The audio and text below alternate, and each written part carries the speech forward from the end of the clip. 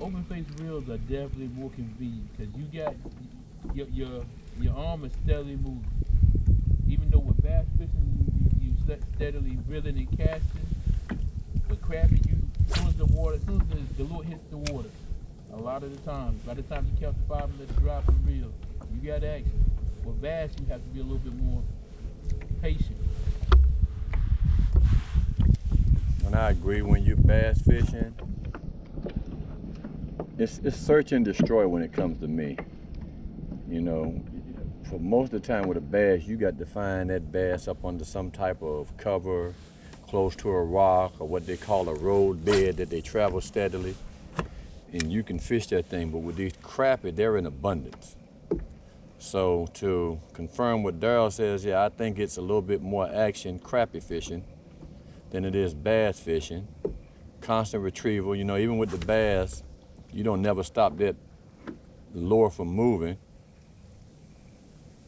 But you have to be ready to move. You got to be ready to put that lure in the water in order for it to pay. I felt that strike.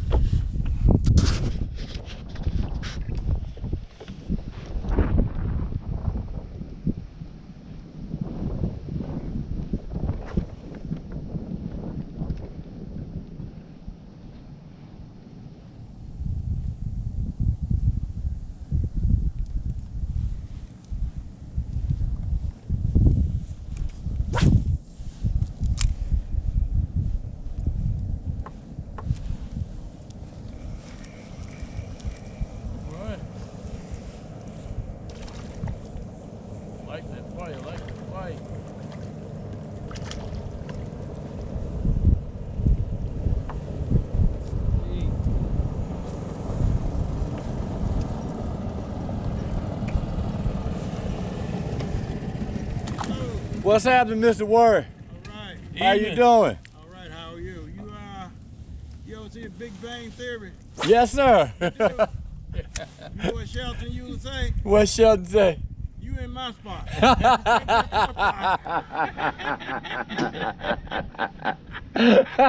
got you, didn't I? You in my spot now. Anywhere in here you can fish it. That's your spot. All right, Mr. Word. We're going to relocate. That's why I fish all the time. Yeah? All the time. All right. Yeah, first time you ever see me, the bushes up there, but I was right here, right? Oh, yeah. That's why you...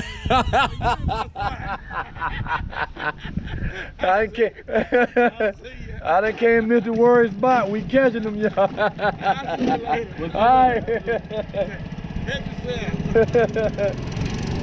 So what I'm figuring out now is the bass are coming off that wall right there, off that little bank. I'm throwing it and letting it fall. Seems like as soon as I reel it off the bottom, a little drop off, and it's probably going from 1 foot to 3 foot of water.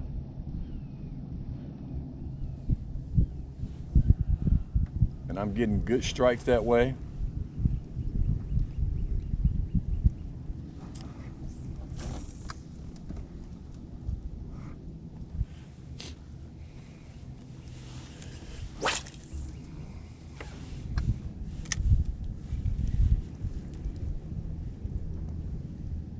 Strike, miss, strike, miss. So, unlike some people, and I'm not sure with me, I do a hook set on the crappie like most people do on the bass. It's just not as aggressive. And what happens is when I feel that little tug, I slow it down and I'll wait till he get it, and then I'll give a nice little twitch of my rod. So right here, I lost the tail of my grub. And from that point on, he's no good, because if the tail has no action, the fish don't want him. Try something different. It's still a grub. It's got 2 tails. Almost like a frog. The legs are like a frog when they're swimming through the water. And the reason I'm saying I'm trying something different is because it's a yellow color. And one thing I can tell you for sure is that when crappie are biting, they can be real finicky. Most of the time, they know what they want when it comes to colors. So let's see what happens with this one.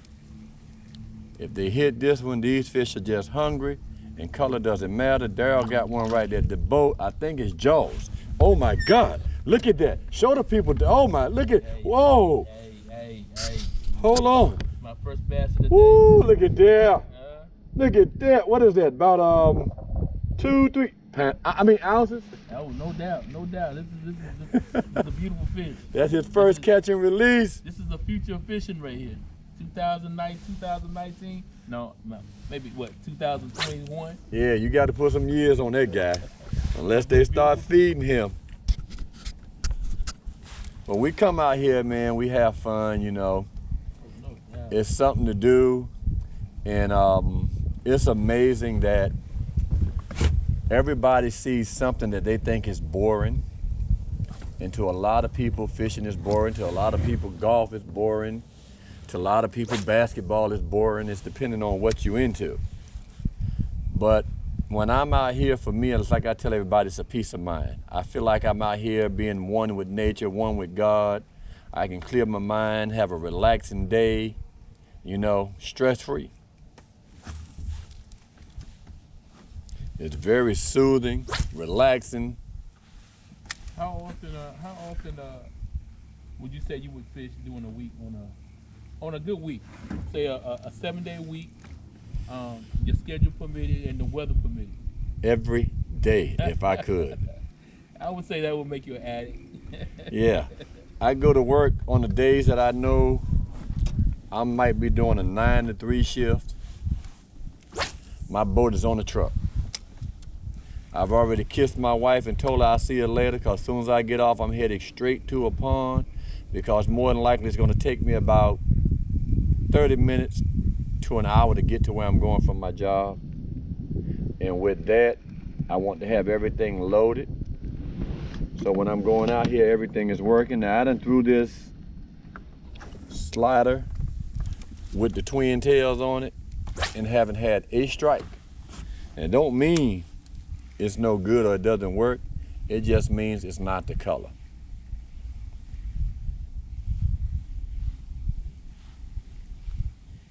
I'm gonna take this one out for a second. And I'm gonna change it up eventually, but right now I'm gonna go back to my leg fork, black and green.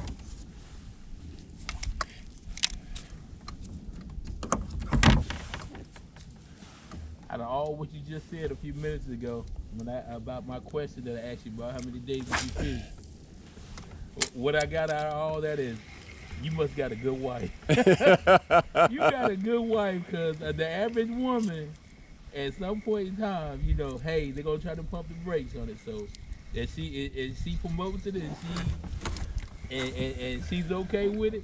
Hey, she's a keeper. Well, that's the best part about it, and I'm agree with you 100%, Darryl. I ain't gonna say I got a good wife. I have a great wife. Amen. My wife contributes to everything I do when it comes to fishing, because she knows how deep I am into it. She bought my boat. I bought most of my fishing gear. She bought my fish finder for my birthday. She gave me a GoPro just because.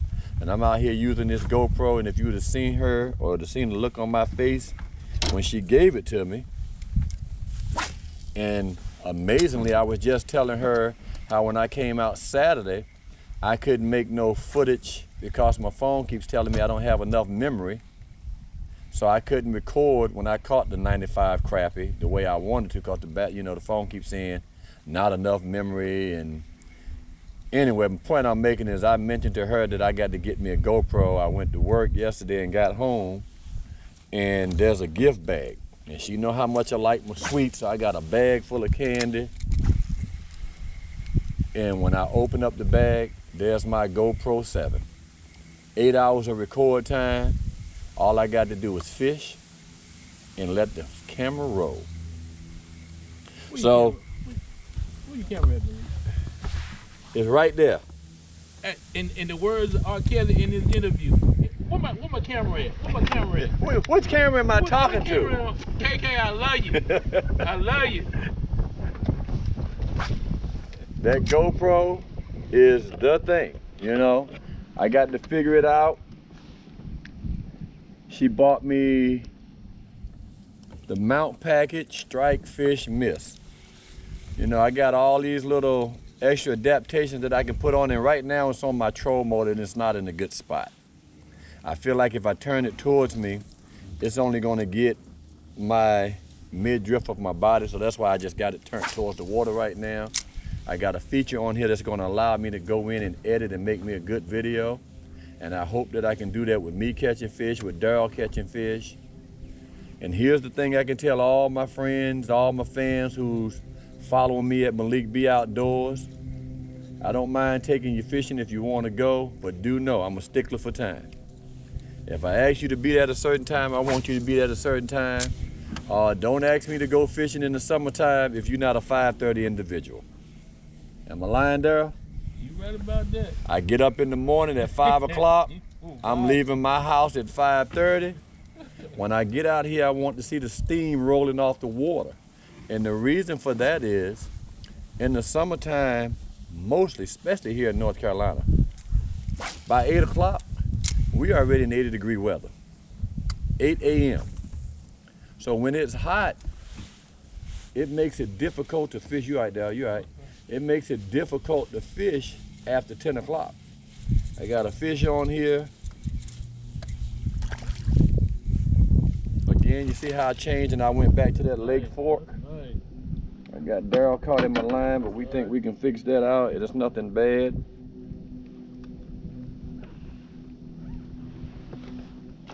And this Lake Fork, when they come out the bag, they are garlic scented. And what I'm doing now, you see I was throwing the yellow one and I didn't get no strike. It's got to be the black that the fish is reacting to because the water is stained. And most of the time, if you use something black, they can see it a lot more vivid in the stained water. Got another strike right there. I missed. And like I said, most of the time with the Lake Fork, unless they engulf it, I have a lot more misses than I do catches because of how long the lure is. And this is a 2-inch lure versus an 1.5 inches.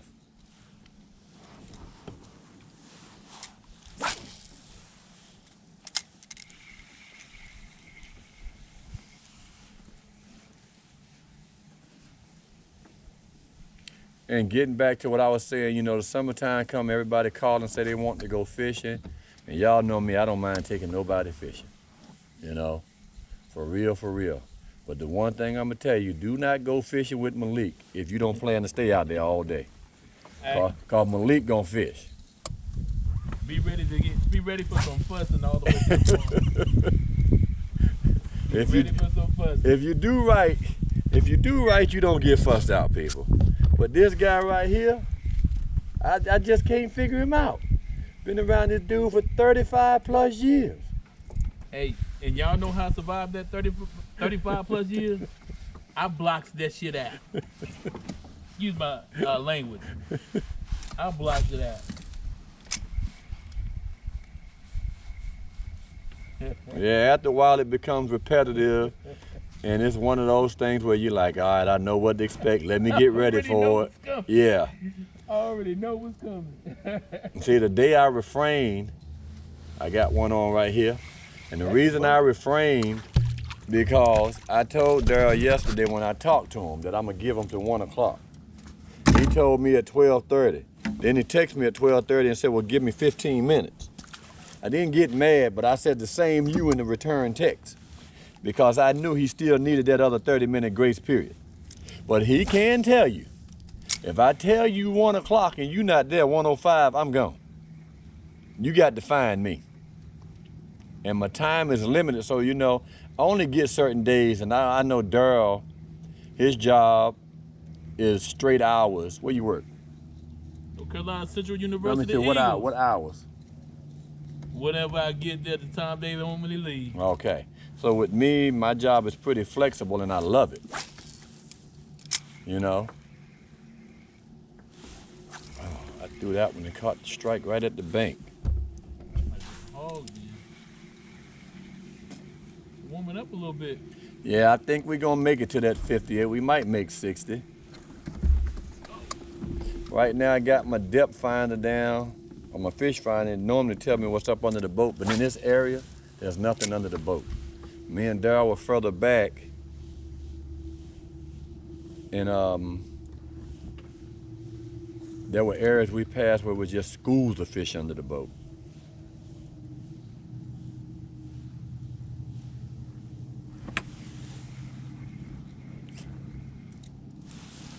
Fish on, right at the boat. Flipper, his flipper. Look at that action.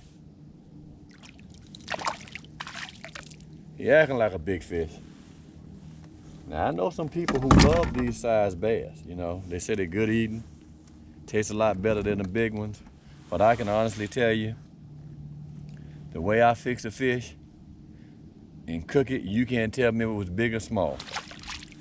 And that's a fact. I'm gonna try something different now. I'm gonna throw to the deep water. Let that guy crawl down about 6 feet. And see what it does.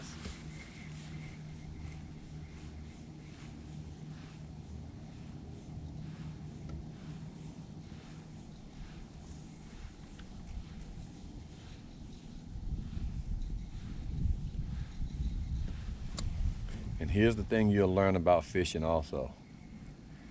There's a phrase that the old people say way back when and even up to now.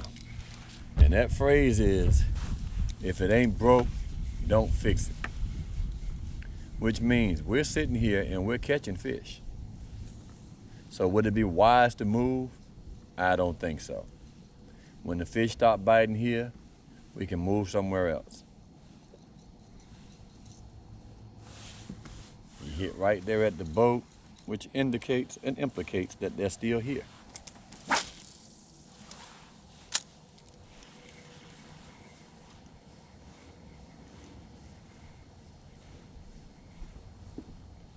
Strike, fit. Oh, you see that? I was trying to set the hook on that little guy. And if I missed him, I'll go back and get him.